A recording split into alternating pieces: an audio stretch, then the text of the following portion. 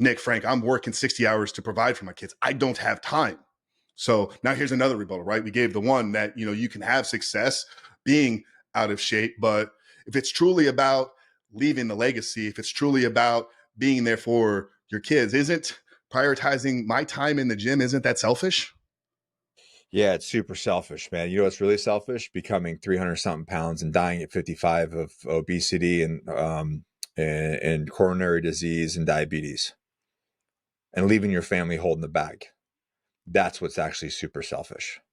And I say that because that's exactly that was a real story. I got fired. I was talking to a guy on Instagram. He was he was a little over 400 pounds, had a whole host of issues. Sole breadwinner for the family, had 4 kids, a wife, and basically said he couldn't afford coaching. And listen, everybody's going to hear that like, well, he couldn't afford it, blah, blah, blah. And I was like, it's not about whether you could afford it or not. It was about taking action. Monetary wasn't an issue. Um, and, and I called him selfish. I said, you're selfish because you're going to die. Like the reality is if you're that weight, like you're knocking off several decades of your life. That's just a fact. I mean, you can go Google any statistic, chat GPT statistics on obesity, heart disease, and like, we don't need to argue about that. You can try to argue it, but it's just a fact. So anyways, I made a thing saying, hey, listen, if you're overweight and you're not prioritizing your health and you're a father and you provide for your family, you are being a selfish human being.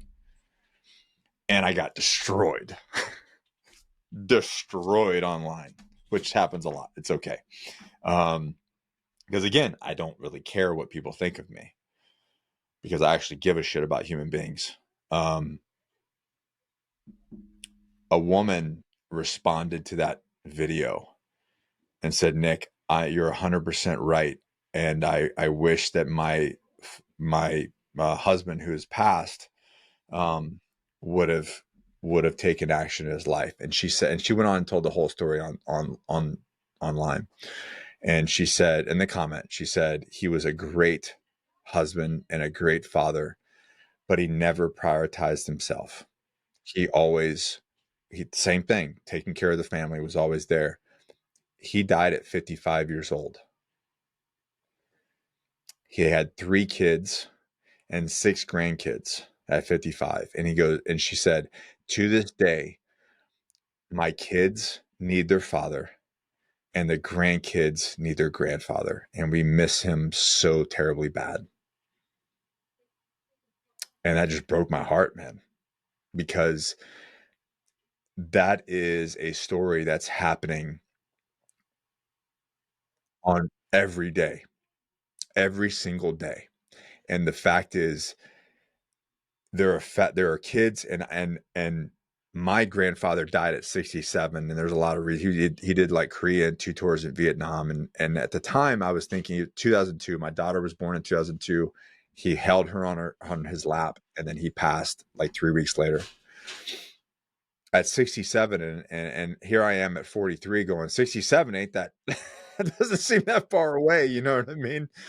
And how I miss him. And he was really the sole male role model in my life. And he died when I was 20 years old. And and you know how much shit I've gone through from 20 years old to 43, and how awesome it would have been to just being able to pick up the phone and have that phone call with him. And I don't get that. And there's a lot of other people that don't get that. So you can say that it's selfish. I think it's selfish not to. I agree. And I think most guys, they have this misconception of the amount of time it's actually going to take to get in shape. It's not 15 hours a week, especially in the early stages. It's like Shit, man. Go 3 for a hours. walk and not eat like an asshole. That's it. Don't eat sugar. Go for a walk. Don't eat like an asshole. Start there. And you said at the beginning, you're buying back time because you're more energetic. You're going to sleep better. You're going to wake up earlier. You're going to feel better throughout the day. You're not going to need the midday nap. You're not going to crash on the couch at 6 o'clock when you should be spending time with your family. So it's an investment of a handful of hours and some discipline that exponentially pays itself back, like over the long haul. For you, Nick, you said, and thank you. Your story with your grandfather, man, was really, really moving.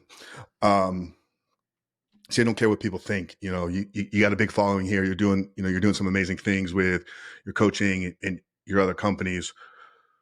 But one thing that pushes you through maybe some of the negativity online is not caring what others think, because you're here to serve people and you love people. Like, you love human beings at your core.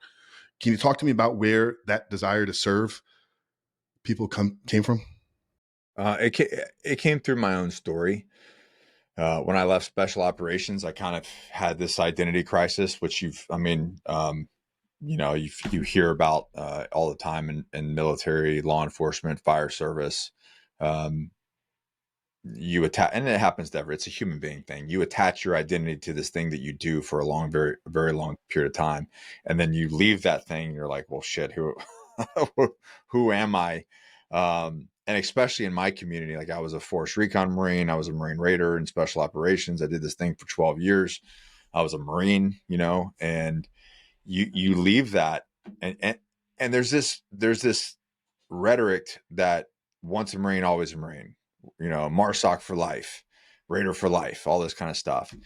But the reality is, when you're gone, brother, you're gone. They don't give two shits about you. You know what I mean? The phone stops ringing, and you're left to your own until you rebuild a tribe. And that's really where, the thing that I do now. One of the many things that I do is I basically have created another unit for people to land in, right? Another tribe for people to land in. And because we are a tribal people, men are meant to be connected. We're meant to be on the hunt together. We're meant to break bread together. We're not meant to be the lone wolf. Men are not meant to suffer in silence and be on an island unto themselves, living a life of quiet desperation. That's not the way that we're designed.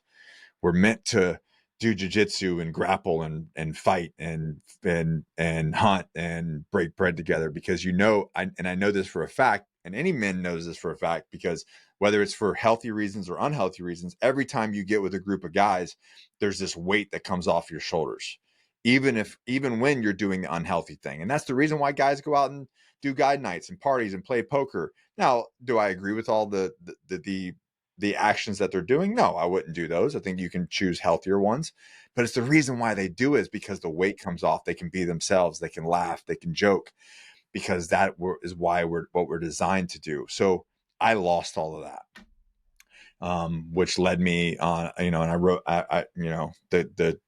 the quintessential special operations guy who wrote a book.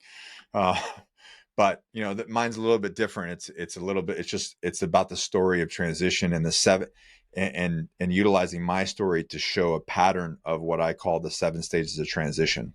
When something changes in your life, I saw it on repeat with a bunch of different demographics, that you go through this same kind of process.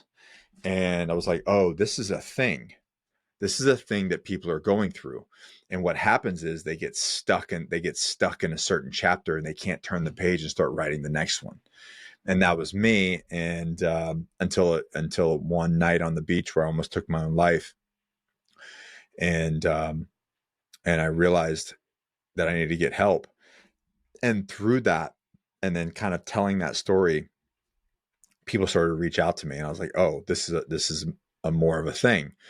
And that's really where it came down to. And then over the years, the more that you help people, you kind of it empowers you. The more you see people win, it's almost addicting to, you're like, oh shit. When I help someone and that changes their life and they become more successful, it is the best gift that you could ever receive. It really is. When you start like you're down and out, go help 3 people. You're depressed, go help 3 people. It will completely change your brain. It is the most amazing thing ever. So I really just got addicted to it. And then I got addicted to like humanity and just serving humanity.